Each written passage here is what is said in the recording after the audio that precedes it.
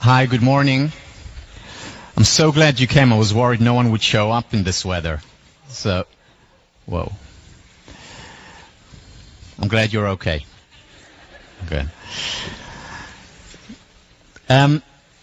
So, just a couple of announcements, questions that I received via email. Few things before we jump into the material. First of all, I was asked, so who is this class for? Is it for people, it's positive psychology, only for people who are very happy? Is it only for people who are depressed? Who's this class for? Well, the class is for anyone who's interested in positive psychology and anyone who wants to be happier. If you're extremely happy, you can still be happier. If you're very unhappy, you can still be happier. So the class essentially is for everyone who's interested in the material, and I would add someone who's interested to work, to put the kind of effort that we talked about last time, which is not the kind of effort that would require you to, just wreck your head about understanding a certain concept, but it is effort in terms of applying these ideas to your lives. Now, you may want to take this class because you're interested on an academic level in positive psychology. That's perfectly fine. And you will get we'll talk about numerous studies in every lecture starting next time. We'll talk about study after study after study, so you'll get that element as well. However, if you're thinking about taking positive psychology for personal benefit, you'd need to put the effort in. And I'll talk more about that today. So the class is for everyone, anyone who's extremely happy and wants to be happier, anyone who's not happy and wants to be happier. Pass, fail, perfectly fine. Again, the idea about this class is it's first and foremost for you. So I would urge you, if you do take it pass-fail, to put in the work. And that's why the one element of pass-fail which is not negotiable is that all the response papers have to be submitted. Now, the response papers, as you know, are not graded. They're basically reflection papers, where you reflect about ideas, about things that can be applied to your life. But they're required. So you hand them in, you pass. You don't hand them in, you fail. But other than that, by all means, if you want to take the class pass-fail, that's perfectly fine. Third thing, you'll be exposed to many theories, to many ideas in this class. Not everything will resonate with you. There's a wonderful book that just came out in 2008, just 2 weeks ago, called The How of Happiness by Sonia Lyubomirsky. And there she talks about the concept. She's a professor at Riverside, Harvard College graduate, then went to Stanford for grad school. She talks about the importance of finding fit, meaning the fit between a certain technique or a tool or an idea and yourself. Not every idea, not every study that you hear about, not every intervention that you actually practice, and you will practice interventions in your life, whether it's doing acts of kindness, whether it's expressing gratitude, whether it's exercise, physical exercising, whether it's journaling. You will do all these things throughout the semester. Not everything will be right for you. You'll be exposed to it, you will try it, and then you'll make up your mind, yes, this is what I want to incorporate, or no, this is just not relevant for me. So it's important to keep that in mind. Everything that I talk about is backed by research, but the research doesn't say that it's right for everyone. It says that for most people, or for many people, this has worked or it is working. So again, be an active participant in this class as opposed to a passive recipient of a doctrine. And identify the things that work for you. Not everything, guaranteed, not everything will work for you, but a lot of things will. Your response papers that I just mentioned earlier, they're due at 5 p.m. You'll get them 5 p.m. on Tuesday, starting next Tuesday, and they'll be due 5 p.m. on Sunday to your TF. Again, the response papers are usually, for most people, fun, interesting, and engaging activities, as you know, not graded, just basically for you to reflect, for you to grow through them. Thesis writers. How many thesis writers? Just so I get a show of hand here. Okay, I'm sorry. No. Thesis writers, you will not need to take the midterm. I know it's crunch time around that time, you know, been through it myself here. So you will not have to take the midterm, and your final will count for more. Unless you want to take the midterm, of course, you're more than welcome to. We won't throw you out of the classroom, though your thesis advisor may. There'll be many announcements on online, so do check the website on a regular basis. We'll communicate a lot of things. Instead of sending you emails, we'll have the announcement there. So check them, you know, regularly, about 6-7 times a day.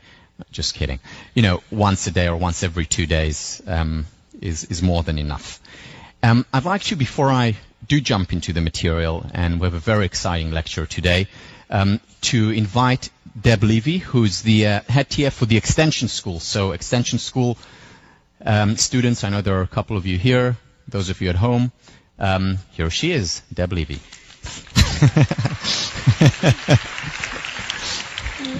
All right. Well, I have about 20-30 minutes to talk, so I'm going to start with my childhood. I'm just kidding. All right. So I am the head TF for the Extension School, and we are thrilled. We have 296 Extension students taking this course online, which means they're going to watch videos, and then Extension students, you will be in sections on teleconference, where people are going to call in, and we're going to have teleconferences, which is going to be a great opportunity. So let's say hi to people out there in New Zealand. Hi. France, Kentucky, Lexington. It's really unbelievable. So the other thing is, I want to take everyone's picture, actually. No pictures in the classroom. Okay, so I'm not going to be doing any lecturing, but since Tal and I have a very similar systematic style, if Tal is absent for any reason, I will be doing the lecture for you. Good. The other is people who are in extension, I want you to be patient. We're going to get information out there as soon as we can, and you will all be sectioned in the next week or so, and we're thrilled to be here. Great. Thank you, Deb.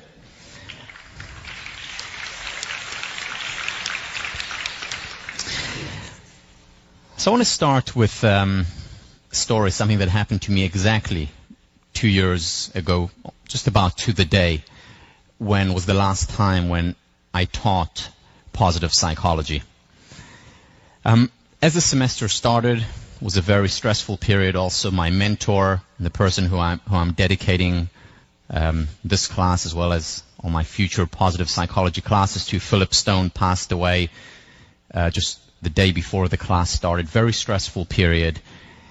And I got sick. And I got very sick. And I somehow got through the class, taught the Thursday class. That started 2 years ago. It started Tuesday, so I taught the Tuesday somehow. Thursday, barely, completely drugged. This lecture, made it through somehow. And then went home and couldn't fall asleep. I was in real pain. Went to the doctors. That was on a Friday afternoon. Just said, I have to go. All the medication that I took didn't help. Went to the doctors, had some blood tests. And finally, after days where I couldn't sleep because of pain, fell asleep. This was a Friday night. At midnight, there is a phone call. I don't hear it. I'm fast asleep. My wife picks it up. Tommy picks it up. And it's the doctor. And the doctor says to Tommy, the test results just came in, and Tal should get to the hospital now. She said to the doctor, he just fell asleep. He hasn't slept for days. Can't it wait till tomorrow morning? And the doctor said no. And he has to go to Beth Israel because they have the best labs for what he needs right now. And she doesn't elaborate anymore. Tommy wakes me up, retells me the story of what's happening. Somehow I get up. She can't take me to the hospital because David, at that time 1-year-old, is asleep. We don't want to wake him up, so we get a cab to take me to Beth Israel. On the way, so this was a year after we're no longer resident tutors in Leverett. We were in Concord Ave, driving up the Charles River, up Mem Drive, and then next to Harvard. I look at Harvard, I look at the beautiful river. It's very quiet, not many cars, just after midnight on a Friday night. And I can't help myself but think, what if there's something really terrible going on? I mean, why would they call me midnight to the hospital, Beth Israel, insisting on just one specific hospital? There must be something really wrong, and my mind begins to wander. And I say, what if I only have a year left? What will I do in that year? And I become very sad because I think, I won't see David grow up. I won't have any future children. Be careful up there. And I become very wistful and sad. And then I ask myself, okay, so professionally, what would I want to do in that last year? So I know personally exactly what I'll do. I'll spend all the time that I can with my family. But professionally, what do I want to accomplish in this year? And my immediate response was, I want to leave behind a coherent body of work, a coherent course introducing people to positive psychology.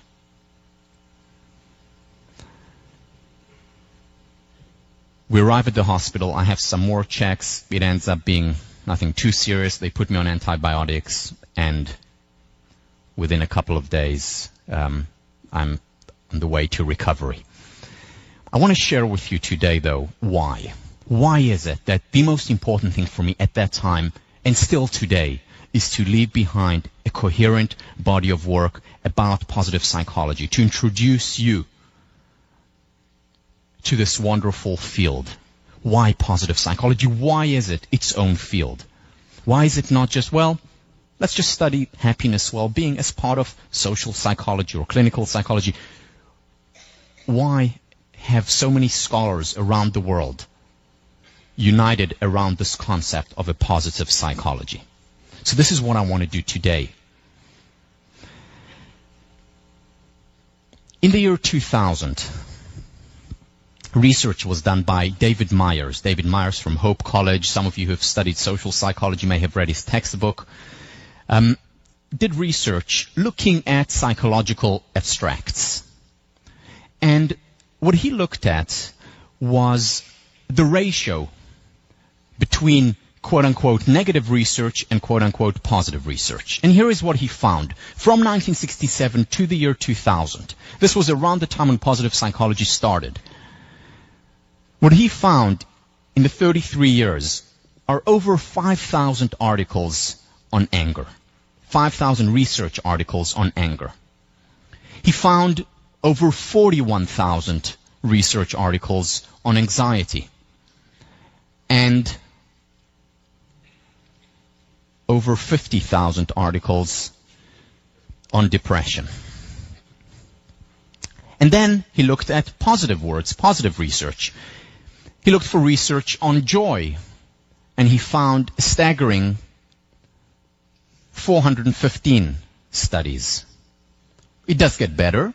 He looked at research on happiness, and he found close to 2,000 articles on happiness in 33 years.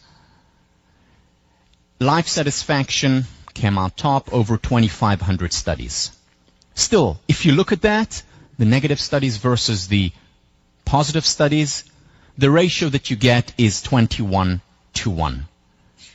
For every one article on some positive aspect, some positive element of life, well-being, satisfaction, joy, happiness, you get 21 articles on depression, anxiety, schizophrenia, neurosis, and so on.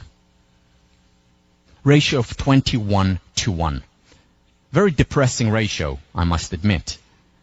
In fact, it makes me very angry and anxious. Studies focus primarily on what doesn't work. Mostly on what doesn't work. And this is not a new phenomenon. Here is something from Abraham Maslow, whom we mentioned last time, talking about this phenomenon in 1954. The science of psychology has been far more successful on the negative than on the positive side. It has revealed to us much more about man's shortcomings, his illnesses, his sins, but little about his potentialities, his virtues, his achievable aspirations, or his psychological height. It is as if psychology had voluntarily restricted itself to only half its rightful jurisdiction, and that the darker, meaner half. So, what does psychology study? I mean, the psychology concentrators here know that, and others probably guess that. So we study a lot of prejudice. We study a lot depression and anxiety. We study a lot about conformity. We study a lot about misjudgments and errors. Very much focusing on this aspect. And very little, again, ratio of 21:1, very little on the positive. And when I look at this ratio and I think about it, and again, this is 1954. Hasn't changed much since. And when I think about it and look into it, I think that psychology needs help. I really do. I mean, think about it on the personal level. What if you had a person who 21 hours in a day was depressed and 1 hour in a day felt good, or one day feeling good and then 21 days feeling anxious and depressed? You would say that this person would need help. And the field, I think, needs help. But then the question becomes, is it the right analogy? I mean, should we look at it this way? Because, the 21 ratio is unhealthy. Certainly would be so on an individual level, but it reflects reality in many ways. Because what we're seeing today, and there's more and more research showing that there is more and more depression around the world, that there is more and more anxiety, east, west, north, south, around the world. And one could argue, people who argue for continuing to doing research in this area and for doing less in positive psychology is, well, we should be doing even more than the 21:1 ratio because we want to alleviate the anxiety and depression that people experience. Today, depression is 10 times higher than it was in 1960. Now, part of it is because there's more awareness, because we measure better. But that's not all. It's also simply because objectively there is more depression. And one way of knowing that is that the most objective, quote-unquote, measure that we have is, unfortunately, suicide. And numbers have risen significantly around the world, not just in the United States, whether it's in China, whether it's in Australia, as well as here. The mean age for depression today is less than 15. Kids at a very young age are introduced to the information highway. And very often they're not prepared, not able to deal with it in an effective way. So when we look at this data, we say we do need more research to help people overcome depression, to help people overcome anxiety. And I don't want to belittle that. That is important. Extremely important. What I am arguing, what I'm going to argue for, is the shift of the pendulum, so that it's no longer 21:1, so that there are more, many more, studies in positive psychology. Not to the exclusion of, not at all, but just shifting the pendulum. How about here, in our local village? This article, I couldn't find a study that was more recent. This was published in 2004, Harvard Crimson. And the article says that in their 6-month study of this, 80% of Harvard students experienced depression over the past year. Now, we're not talking about the regular ups and downs that most people have 10 times a day. I certainly do. We're talking about depression here for an extended period of time. 47% of Harvard students, according to this, and granted, this is not an academic study, but I will share with you an academic study in a minute, published in a top-tier refereed journal. But what the Crimson has found in its survey is that 47% of Harvard students over the past year have experienced depression to the point of not functioning. So really, so that they couldn't leave home, they were really struggling to just basically get through the day. 47%. Now, when people look at this, they say, well, of course, we need to focus more on psychopathology. 21:1, not enough. 30:1, sounds more like it. We see it around campuses. This is not peculiar to Harvard. Not at all peculiar to Harvard. Richard Caddison, who's the head of the mental health services here, in the New England Journal of Medicine, probably the leading journal in the field of medicine, recently published an article where he talked about a survey that was done among 13,500 college students nationwide. Different kinds of colleges, universities, state schools, private schools. And what they found in this very significant study was that 45% of college students nationwide over the past year have experienced depression to the point of not functioning. So at Harvard, the Crimson found 47. Nationwide, it was 45. Essentially identical. No significant difference among the two. This is a nationwide phenomenon. In this study, 94% of college students nationwide feel overwhelmed and stressed by everything that they have to do. 94%. I mean, these are supposed to be the best 4 years of our lives. Something's going on here. Now, this is not unique to the United States. I just recently came back from a tour. I was spent time in Europe, but in the UK, in France, spent a lot of time in China, and some time in Australia. In every one of these places, the governments are really concerned.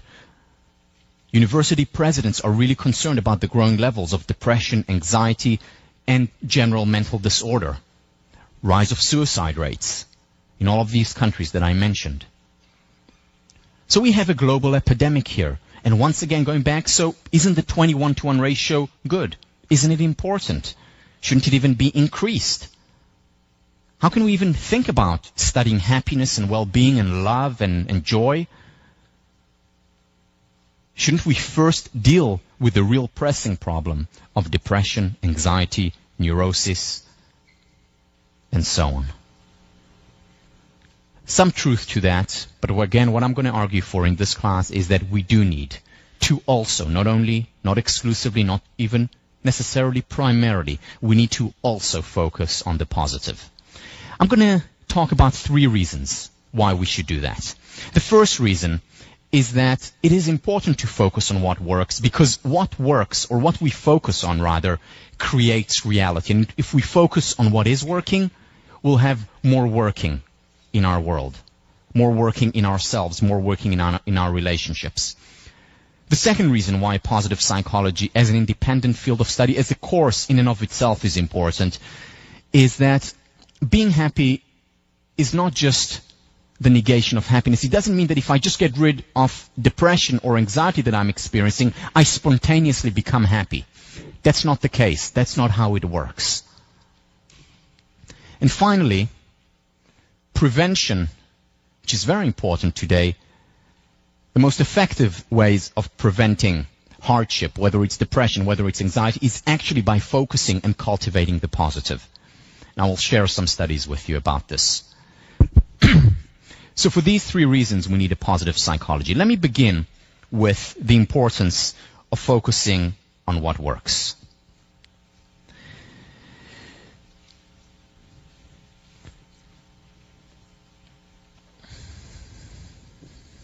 In the introduction to the Handbook of Positive Psychology, Marty Seligman, whom we talked about last time, considered the father of positive psychology, network of scholars, says this: the aim of positive psychology is to catalyze a change in psychology from a preoccupation only with repairing the worst things in life to also building the best qualities in life. Note that he says also. He doesn't say exclusively or even primarily. It's important to focus on what works, whether it's in our relationship, whether it's in ourselves, whether it's in others, whether it's at Harvard, whether it's in the United States or the world, in order to have more of what works. Now the question is, how do we get to focus on what works? And the answer to this question is through the questions that we ask. Let me illustrate through a case study. Psychologists, starting in the late 1940s, studied at-risk population. More and more money, government money, university money, philanthropist money went in to study inner cities or places where generally the kids were considered at risk, more prone to dropping out of school, more prone to later on crime, teen pregnancy, and so on. So they studied, they put in a lot of money, a lot of effort into this. And the question that the psychologists asked was, why do these individuals fail? Why does such a high percentage of students in the at-risk population, why do they end up dropping out of school, getting pregnant, crime? And we'll talk about the statistics later on next week.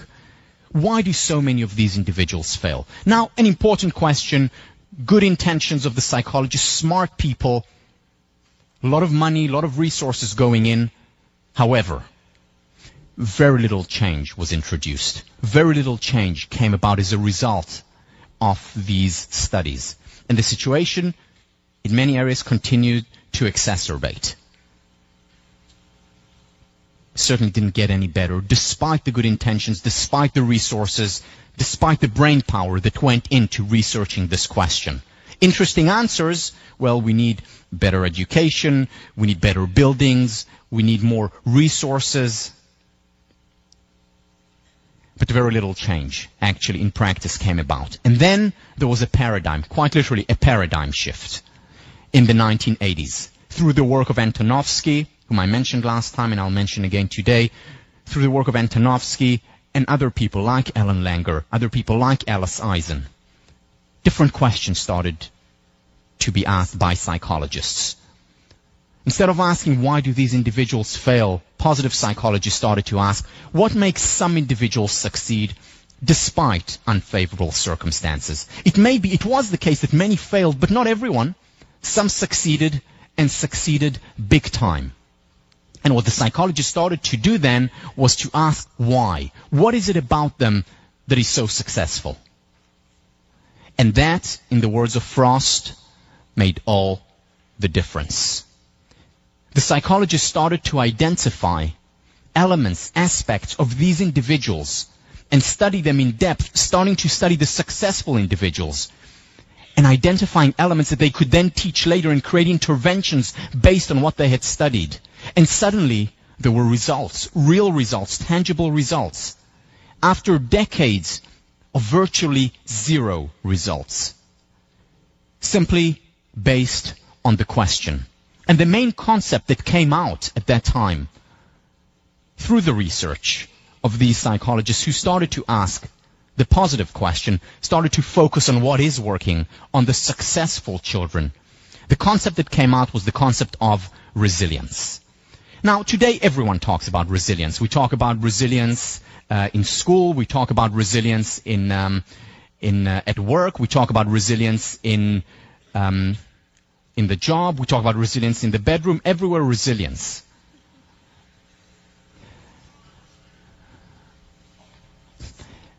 However, at that time in the 1980s, very few people even talked about or knew what that means. And when they studied resilience, which they defined as following, it made all the difference. Resilience, a class of phenomena characterized by patterns of positive adaptation in the context of significant adversity or risk. These kids who succeeded ended up succeeding, and they looked through longitudinal studies.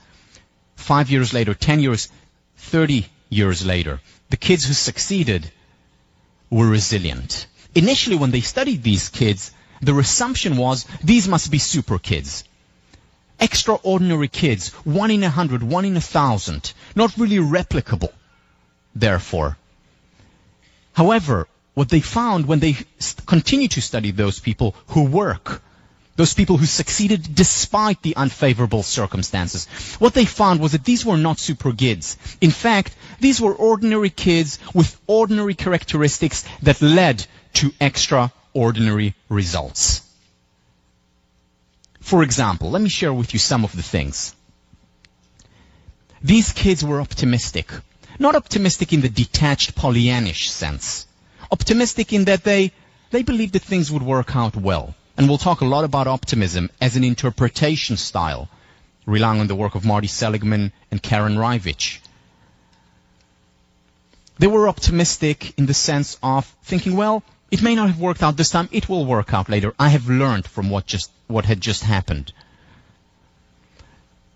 They had faith and a sense of meaning in life. Sometimes it was religious faith, not always. It was doing something that they really believed in. Many of them were idealistic.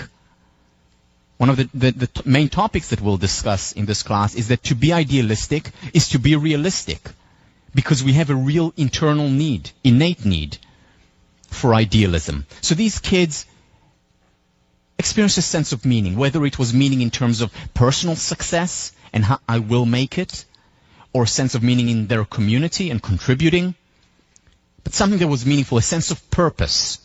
By the way, when I go through all these are no less important for any other person in the world. This resilience, as we mentioned earlier, it's not just important for the at-risk population.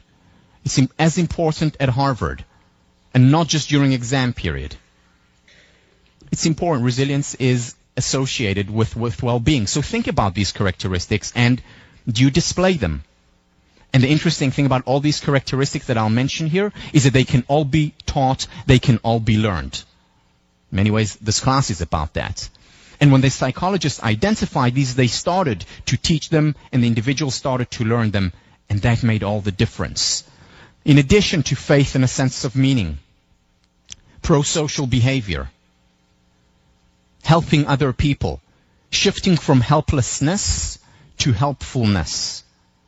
And that was significant. One of the things that we'll talk about is how meaningful it is to help other people, and how much it doesn't just only help others, it also helps ourselves. And we enter an upward spiral between self-help and other help. Because when we help others, we're helping ourselves. When we help ourselves, we help others, and so on and so on. So they were pro-social. They were helping other people.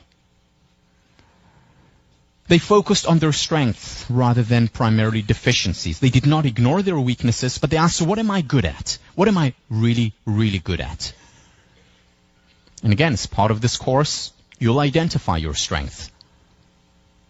Whether it's through online tests, whether it's through reflection papers, whether it's in section, you'll think about whether it's through your readings.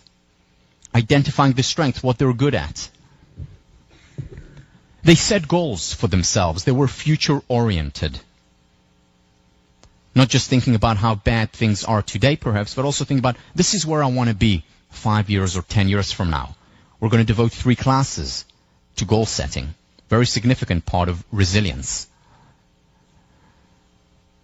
They had a role model. Someone whom they said about, I want to be like her. I want to be like him.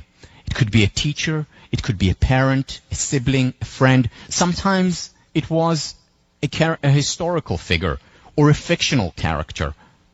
Someone that they want to emulate, to be like. That gave them strength. That gave them a sense of direction. And finally, most significantly, they did not bowl alone. They had social support.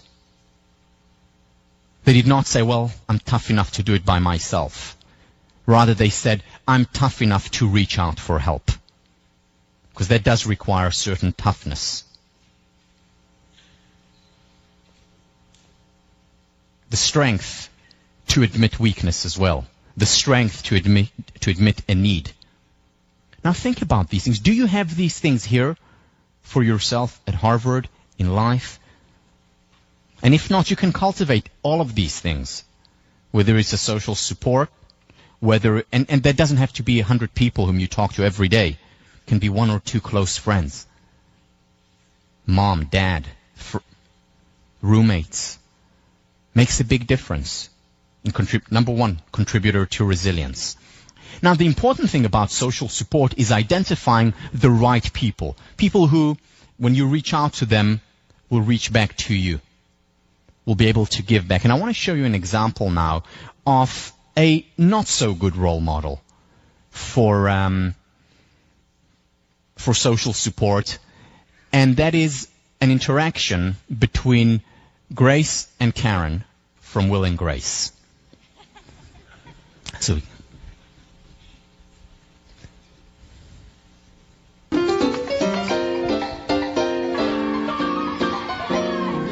video game makes a nice birthday gift. Do you think your stepson would like that? I don't know, honey. Can he eat it or rub up against it? Let's come at this a different way. What are his interests? Ham. Why don't I just let you browse a while? Yeah, thanks. Oh, and do you think there's anything you could do about all these kids in here? Ma'am, it's a toy store. Yeah, see what you can do.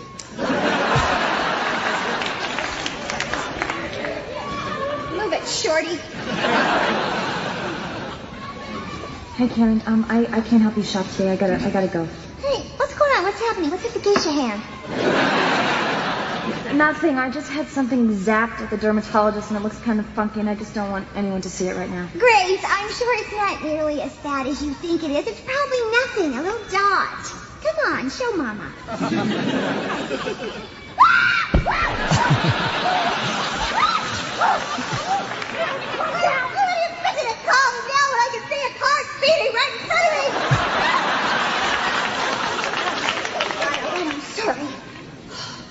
How long have you had the herpes? It's not herpes. It's not even herpes adjacent. Oh, yeah? Well, it's close enough to be invited to the herpes family picnic. It was a weird freckle, and the doctor wanted to freeze it. And then he told me that it was going to take 10 days to heal. I mean, what made him assume that I could look awful for 10 days? Respond to that, and I will rub it all over your product. What are you looking at, Prego? Haven't you ever seen herpes before? Jeez, fat people are so insensitive. Oh, my God. Oh, my God, would you look at it in this little toy mirror? It's gotten bigger. It's like Barbie's dreams it.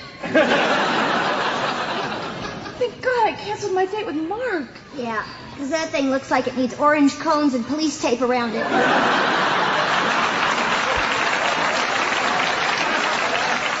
Come on, let's get out of here. yeah. So Karen may not be a good choice for social support, but there are many people who are. Now, think about the power of the question. Think about what a question did. For decades, many kids who potentially could have been helped weren't helped because the right question was not asked as well. And it was only after the positive question, the focusing on the positive question was asked, that suddenly psychologists were able to see what was right in front of them for decades. It was right there, apparent, evident, waiting to be discovered. But they completely missed it. Smart, well-intentioned, well-funded, but didn't also ask the right question. Questions create reality. They create possibilities. A question begins a quest. What he did in positive psychology, and again, a great deal through the work of Antonovsky, was move us from the pathogenic model to the salutogenic model.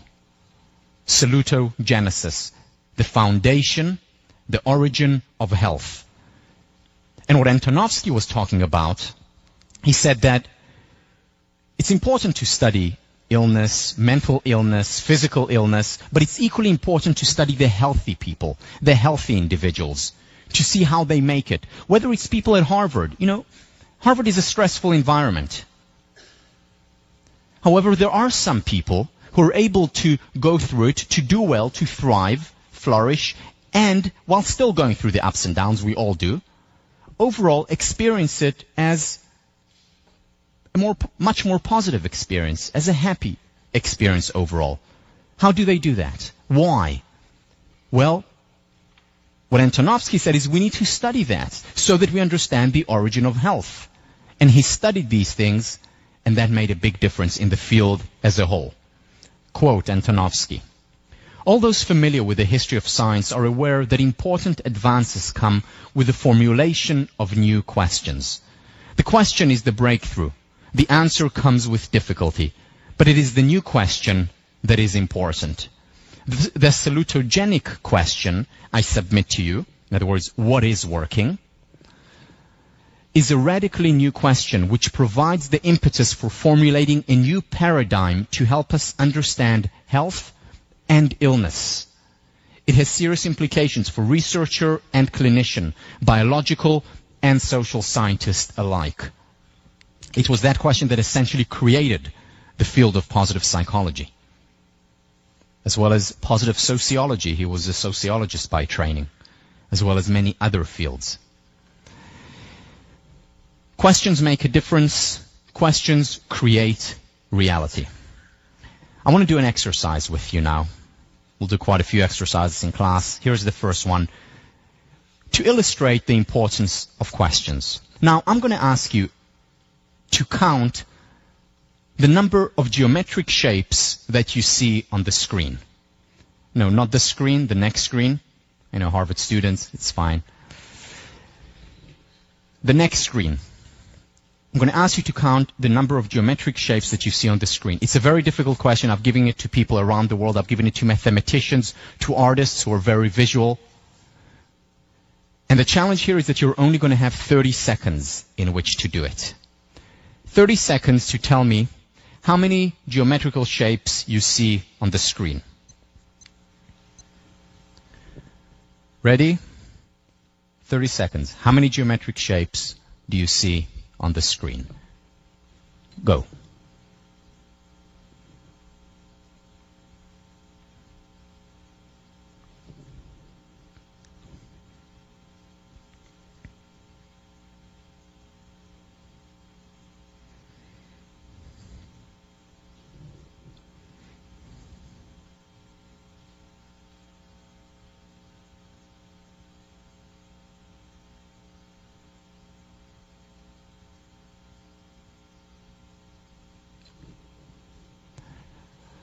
Okay, so that was 31 seconds, so should be no problem.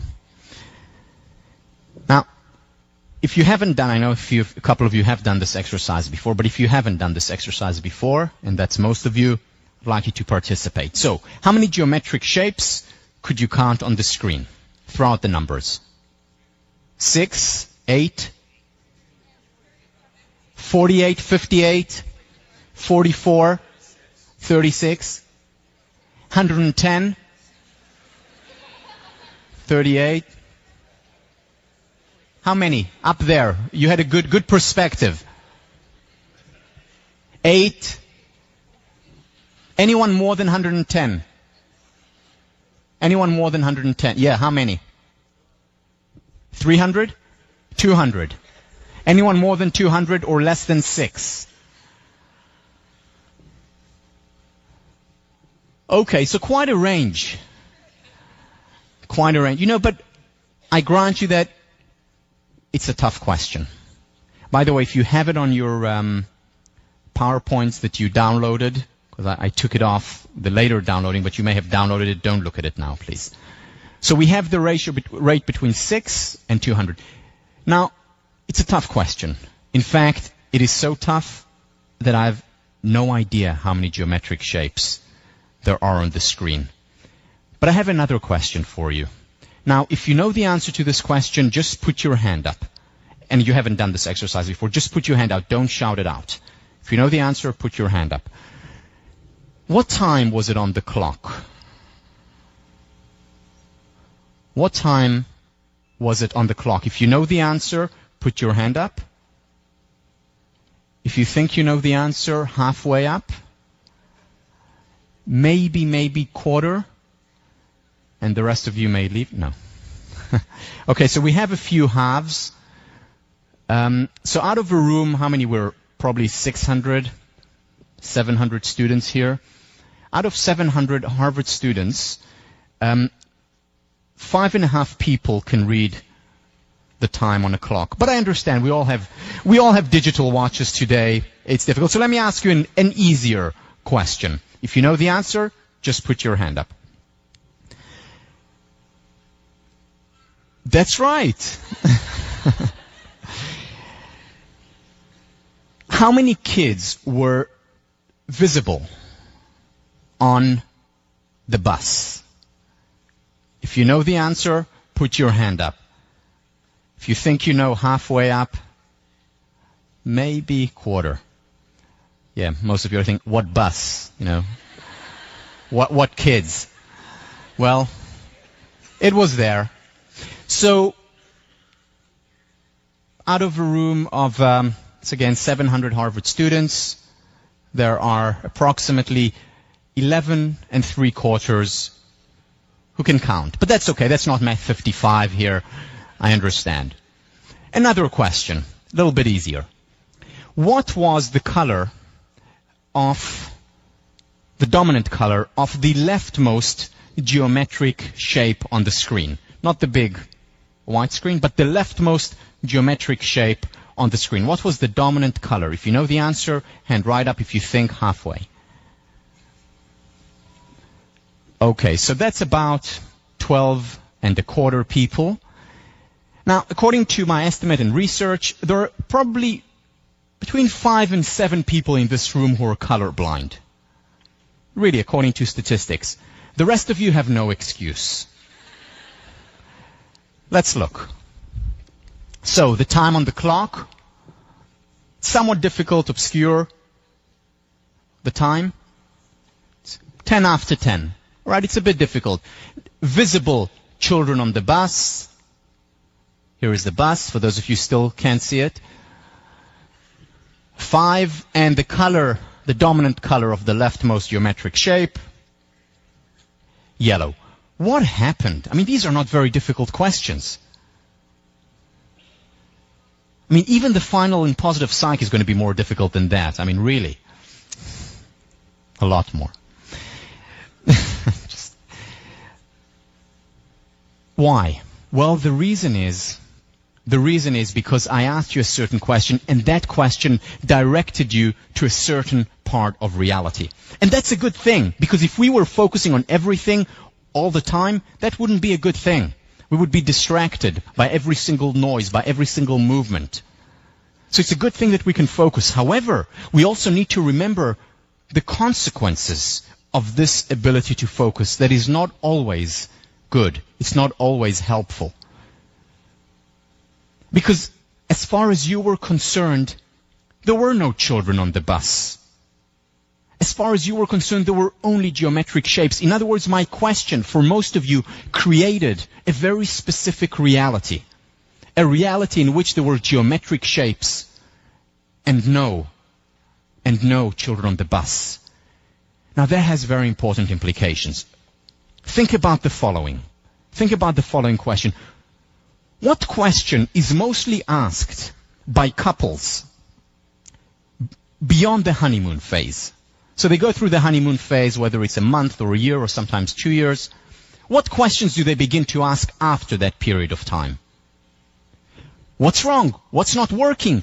How can we improve the relationship? Now, that's a very important question to ask. Very important. But if that's the only question or the only questions that we ask, then that is the only thing that we will see. The only thing that we will see are the deficiencies, the things that are not working, the things that need to be improved, the weaknesses of my partner, of the relationship. If the only questions that I ask are, what is not working? What's wrong? What do I need to improve? And again, these are not questions that we need to do away with. They're important. However, if they're the only questions, and usually they're the only questions that are asked or primarily asked, then as far as the couple is concerned, not objectively, but as far as the couple is concerned, good things do not exist in the relationship. Just like as far as you're concerned, there were no children on the bus, even though they were right there in front of you, staring at you. But they did not exist. Or think about it on the individual level. This is very important. What is the question that we, most Americans, most Australians, most Chinese, most Israelis, most Europeans, Africans, what is the question that is mostly asked about the self? And this is the reason why I mentioned all these places, is because this is cross-cultural study. People mostly ask about themselves, what are my weaknesses? What do I need to improve? Very often to the exclusion of what are my strengths, what are my virtues, what am I good at? And if the only question that we ask ourselves, or the only questions are what are my weaknesses, deficiencies, then the only thing that we'll see in ourselves are weaknesses and deficiencies. And as far as we're concerned, the good things, our strengths, our passions, our virtues, the wonderful things within us do not exist. Just like as far as you were concerned, the children on the bus did not exist. Now I ask you, could a person who only or primarily focuses on weaknesses and does not see, does not appreciate the strength, their passions, their virtues, can a person like that experience high levels of self-respect, self-confidence, happiness? And then we wonder, why do so many relationships fail? And then we wonder why depression and anxiety and low self-esteem are increasing so much. The intentions are there, they're good. We are asking, how can we improve? What can we do better? But if we don't also ask the positive question, that part of reality will not exist as far as we're concerned. Just like for the psychologists for a decade, the answer to their question, the solution to the problem that they wanted to solve did not exist, even though it was right there in front of their very eyes, within the successful kids, within their resilience. Questions create reality. The questions that we ask very often determine the quest that we will pursue, the path that we will take, the life that we will lead, whether it's individually, whether it's interpersonally, whether it's organizationally. What is the question? Many of you I know are going into consulting. What's the question that most consultants ask? Either explicit question or implicit question the first time when they meet a client. What's wrong? What can we improve? What are the weaknesses that we need to strengthen? Again, important questions to ask. But if you only ask these questions, then you're ignoring the strength, the virtues of the organization. And what you're doing, you're enervating, you're weakening the organization over time.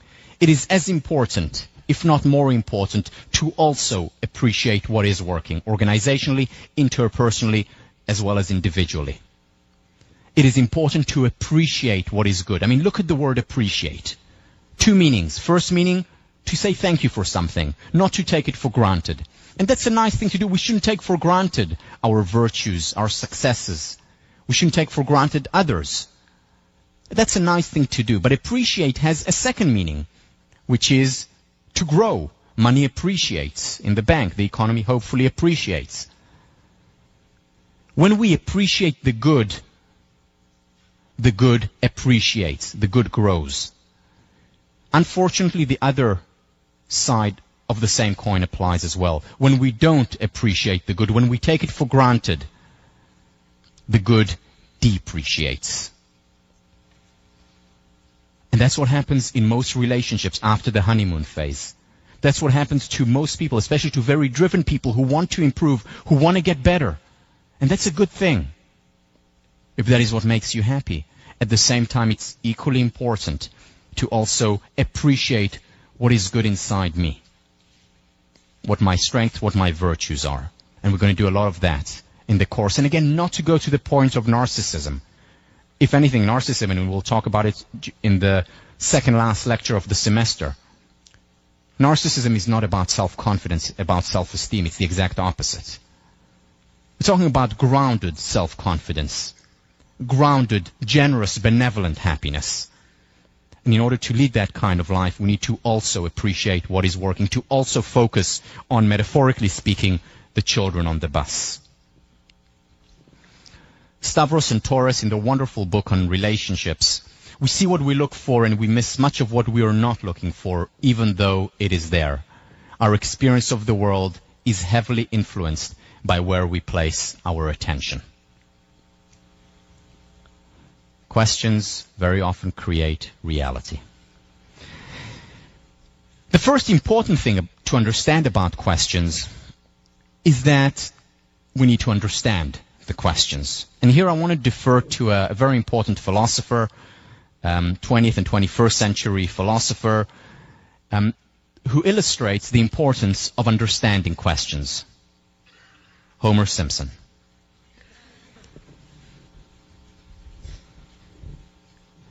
You can just turn down the sound a little bit because this is very loud, Barry. Thank you. We're going to run a few tests. This is a simple lie detector. I'll ask you a few yes or no questions, and you just answer truthfully. Do you understand? Yes.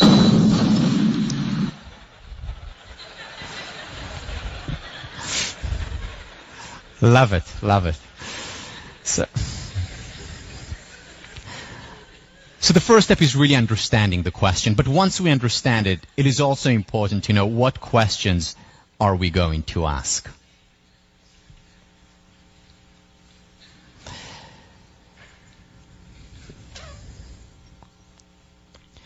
I mentioned earlier that one of the most important things in cultivating resilience is having a role model. I want to share with you now my role model. In fact, the person who is the reason why I decided to become a teacher. Her name is Marva Collins. Marva Collins was born in Alabama in the 1930s. Her father was African American, her mother Native American. She was born at a time and a place where there was a great deal of discrimination. Fortunately for Marva, her father really believed in her and said to her from a very young age, Marva, you can make something of your life. You can become a secretary. Now, the reason why he said secretary is because that is where the glass ceiling, or rather the concrete ceiling, existed for a person of her ethnic background, a person of her gender. Marva Collins worked hard, she was smart, she succeeded and she made it and she became a secretary. After a few years working as a secretary, doing well, she decided this was not for her. And what her calling in life, her real passion, was in teaching. She wanted to be a school teacher. She went to night school. A few years later, got her teaching certificate, got married, and with her husband, moved to Chicago. There she joined the public school system in inner city Chicago. The reality that she found, that she encountered there, was a reality of much crime, much drugs, and more than anything, hopelessness. The hope of the teachers was to keep the students in school for as long as possible. Why? So that they don't join street gangs at the age of 12, so that they are protected from drugs and from crime. How can we keep these students in school for as long as possible? Asked the teachers. Marva Collins walks into this reality and says things are going to be different. On the first day of class, and she teaches first graders to fourth graders, on the first day of class, she says to her students, we are going to do a lot of believing in ourselves. And she repeats this message over and over and over again like a broken record throughout the semester. And year, and years. I believe in you. You can do well. You can succeed. Take responsibility for your life. Stop blaming. Stop blaming the government. Stop blaming your teacher. Stop blaming your parents. It is up to you to succeed. And she continues with this message over and over and over again. having really high expectations of her students, looking at what they're good at their strengths, and cultivating those. Miracles begin to happen. These students, considered by many of the teachers to be, quote, unteachable, unquote. These unteachable ones, by the time they are in 4th grade, are reading Euripides, Emerson, and Shakespeare. These unteachable ones, at the age of 10, are doing high school mathematics. Now, rumors begin to spread about Marva Collins because, after all, how can she keep these students in class for so long? When all the other students, just try and get away from school, she must be using force. And Marva Collins has enough of these rumors, leaves the public school system, opens up her own school in her own kitchen with 4 students. Initially, 2 of them her own kids. Gradually, more and more students joined the Marva Collins School, Westside Preparatory, she calls it. All the students that initially joined the school are public school dropouts. Marva Collins is their last resort before the street. And the miracles continue. Gradually, more and more students come in. She has to move out of her home. She rents a small shack in Chicago, freezing in winter, scorching hot in summer, and yet the students are driven by their passion. And they continue. Miracles continue to happen too. Every one of Marva Collins' students graduates from elementary school. Everyone goes to high school and graduates from high school. Every one of her students ends up in college and graduates from college. Yes, those unteachable ones.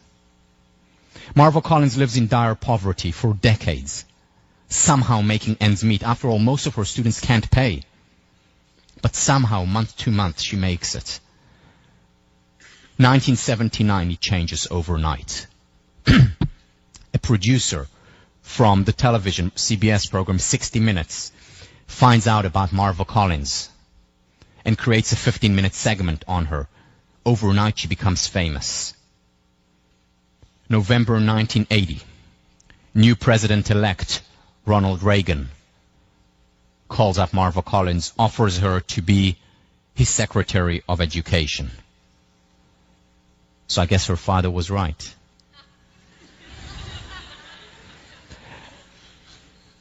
Marva Collins turns his offer down and says, I love to teach too much. My place is in the classroom. 8 years later, almost to the day, new president-elect George Bush Sr. calls Marva Collins up once again, offering her to be his Secretary of Education. Once again, I love to teach too much. My place is in the classroom. In 1995, a wealthy philanthropist donates tens of millions of dollars to Marva Collins. Now there are Marva Collins schools all over the country, where thousands of students learn, where hundreds of teachers from all over the world come and see the miracle of Marva Collins. Today, there are Marva Collins graduates who are politicians, business people, lawyers, doctors, and more than anything, teachers, because they know what a teacher has done for them. I want to show you a brief excerpt of this extraordinary woman. If you can turn the volume up a little bit, Barry, please. This is soft.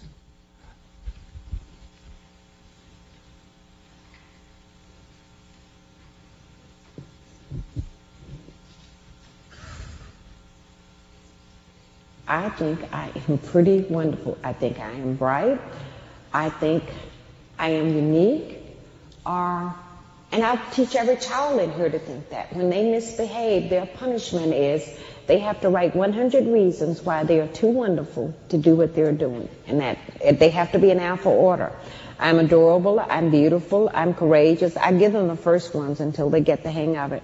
I'm delightful, I'm effervescent, I'm fabulous, I'm heavenly, I'm idolized, I'm just wonderful, I'm a kindred spirit. I am laudable, I am momentous, or I am never, never indolent, and it goes on to Z. And if they do it again, then they have to use another synonym. They can't use adorable anymore.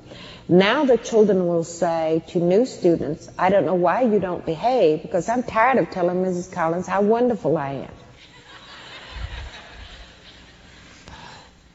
Now she's wonderful. Here is her book. Now, for all those of you, and I know there are quite a few of you who are interested in teaching, and there is one book you want to read, it's this. For all those of you who are interested in leadership, and there is one book you want to read, it's this. For all those of you who are or are interested in the future of becoming parents, and there is one book you want to read, it's this. For all the rest of you, if there is one book you want to read. So what's her message? What's her message? First of all, she herself is the message as a role model, and she studies with her kids role models. They read fiction books, they read historical books, they read books about heroes, and talk about heroes. They all identify role models. They identify role models in their neighborhood, in their families, constantly doing that, which is exactly what you need to cultivate resilience. But first and foremost, she herself is the role model. She has high expectations. We're going to do a lot of believing in ourselves. We're going to do well, succeed. She expects a lot. She sees the potential. She appreciates that potential in each individual. Stop blaming others. Take responsibility for your life. Marva Collins is no pushover. If you see her in the classroom, she's tough, she's demanding. At the same time, she respects each individual. She's not one of the Pollyannish feel-good, let's make them all feel good at all costs. Not at all. She believes in them, she respects them, and she's tough and demanding. An important combination for leadership, which is why I mentioned it earlier in the context of a great leadership book. There are many very nice ex-CEOs whose primary aim was to be nice and to be liked. The key is to get the job done, to get the work done, while being respectful. Sense of optimism. You can do well, you are going to do well, helping them set goals for themselves and for the community. And finally, from focusing on deficiencies to focusing on strengths. Howard Gardner, from the Ed School here, talks about multiple intelligences, says that we need to stop asking whether or not a student is smart. What we need to ask is, what is the student smart at? And when we identify what that student is smart at, strong at, virtuous at, good at, then we appreciate it. And when we appreciate it, it and the whole person appreciates. What would happen to a seed? A seed is a potential. Flower, tree. What happens to a seed if it is not watered, if no light is shed on it? It will wither and die. The exact same thing with human potential. If we don't water it, if we don't shed light on it, it will wither and die. The same with interpersonal relationship potential. If we don't water, and we'll talk a lot about relationships, how to cultivate healthy long-term relationships. If you don't water, if you don't shed light, if you don't appreciate the good will depreciate.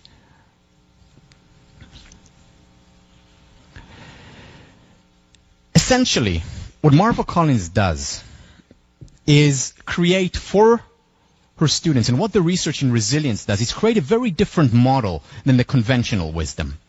The paradigm shift essentially is from being a passive victim, well, it's because the government is not putting enough money, which is an issue, not belittling it. It's important to have those external affect the internal, like more resources. But that's not enough. From a passive victim, she changes their perspective to being active agents. You're not unteachable. You can thrive, you can do well, you can succeed.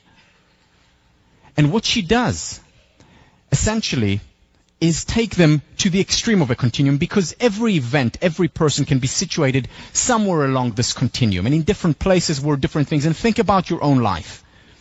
What are you? Passive victim in different situations, or an active agent? For example, let's say my girlfriend leaves me.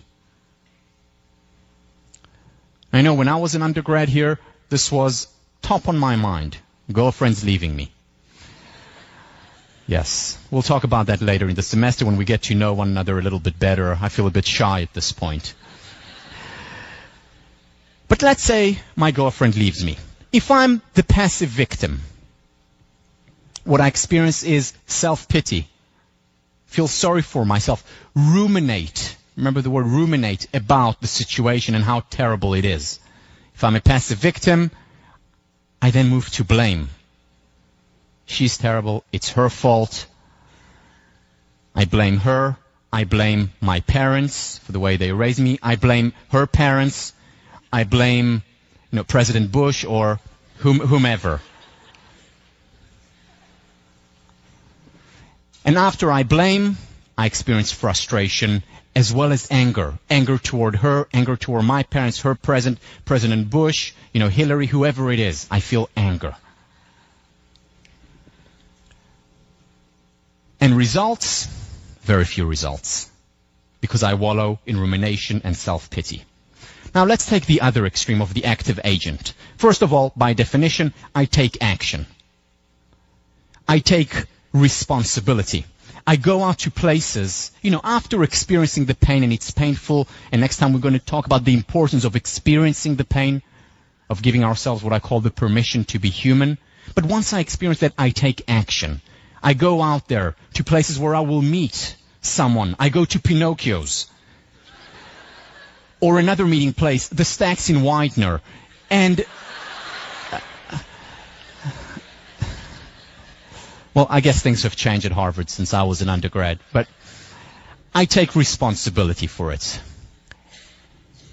And then as a result of that, and we'll talk about research on self-perception theory, research by Daryl Bem, and we'll talk a lot about it. You don't need to write it down now. How taking action will actually increase our levels of confidence. And then more hope and optimism as a result. And as we'll talk about the beliefs of self-fulfilling prophecy lecture, hope and optimism become a self-fulfilling prophecy. I'm much more likely to find someone. I'm certainly much more likely to be happy. Once again, being an active agent does not mean not giving ourselves the time, the space, the permission to experience painful emotions, to go through the motion. Yes, by all means we go through it. However, what it is also saying is that we need to find the right time. It could be immediately, it could be a day or two later, to take action, to take responsibility, to do things so that our confidence levels and our hope and optimism increase. I want to just say a few things about this idea of being an active agent and responsibility. It applies to your life here at Harvard. It is up to you. It is your responsibility to make the most of your Harvard experience. It is your responsibility to make the most out of this class. We, the teaching staff, are certainly going to create the conditions for it. We're going to support you in every way that you need. However, ultimately, it's your responsibility to do it in section.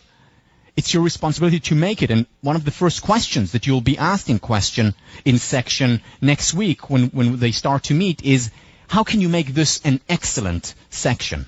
What can you do? What can you bring? What strengths can you bring into this section so that it's an excellent section? As opposed to blaming other students, TF, Bush, Clinton, whoever. Taking responsibility for it.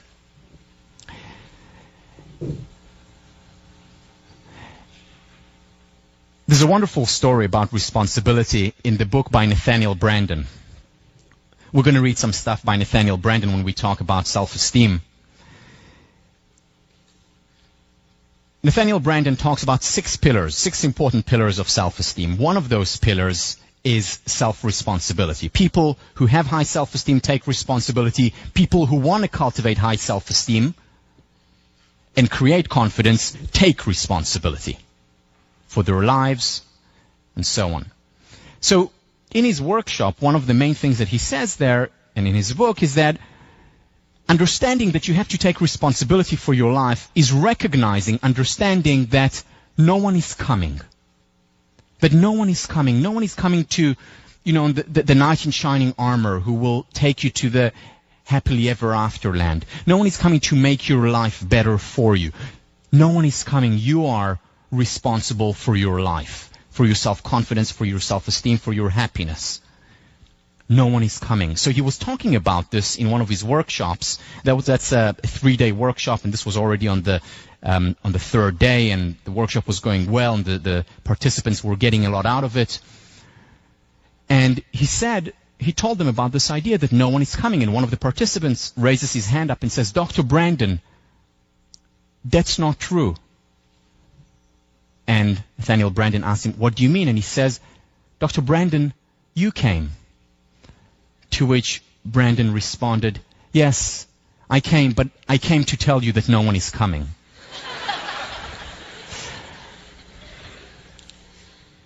No one is coming. It's up to you to make the most out of this experience, 1504, your sections, your Harvard experiences, and beyond. And we, as the teaching staff, can't wait to create the right conditions for that to happen. See you on Thursday.